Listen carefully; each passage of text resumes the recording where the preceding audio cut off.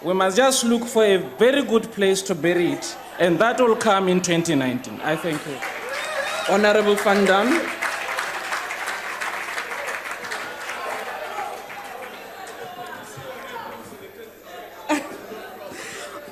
Order. Honorable member, you can proceed. Honorable Chairperson, as we celebrate the 20th anniversary of the signing of our Constitution, it is important that we carefully assess where we are in achieving the human rights obligations it imposes in the Bill of Rights, so we can map a way forward for achieving those still outstanding.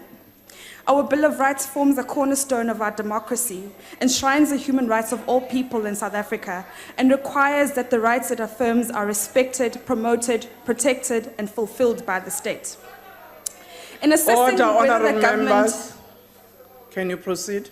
In assessing whether the government has fulfilled its human rights obligations as per the Bill of Rights, it is necessary to acknowledge the gains that have been made with the help of our august Constitutional Court and members of this House.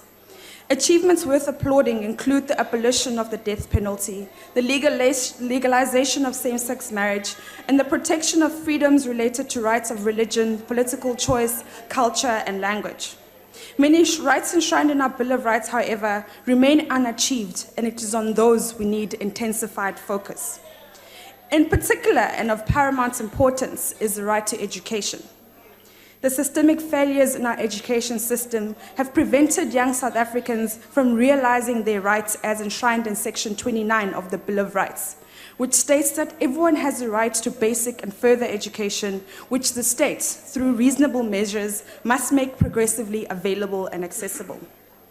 We cannot, Honourable Speaker, say that the right to basic and further education has been achieved in South Africa when the Eastern Cape has 800 schools identified as having inappropriate structures that need to be replaced. KwaZulu-Natal has 1,379 schools which have pit toilets only. 58 schools in the Eastern Cape have no water. Only 45% of top-up textbooks have been delivered in the Eastern Cape. NSFAS turned down more than 53,000 applications for the 2017 academic year, and students who get qualifications through TVETs have waited for up to 2 years to receive their certificates. Without quality education, Honourable Chairperson, we are nothing. The same goes for jobs. Section Order, honourable members in that corner, can you please allow the speaker on the podium to be heard? The Newcastle corner. Section 22 of the Constitution states that every South African has a right to choose their trade, occupation, and profession freely. Over 8 million South Africans cannot enjoy this right. On a point of order, Madam Chair. Honourable Jax, what's the point of order?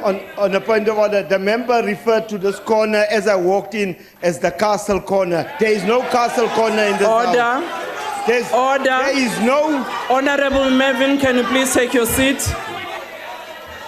You have raised a point of order. I will check the Hansard because I did not hear from where I'm sitting. Honourable members, can you please be in order? Can you please be in order? Honourable member, can you please proceed?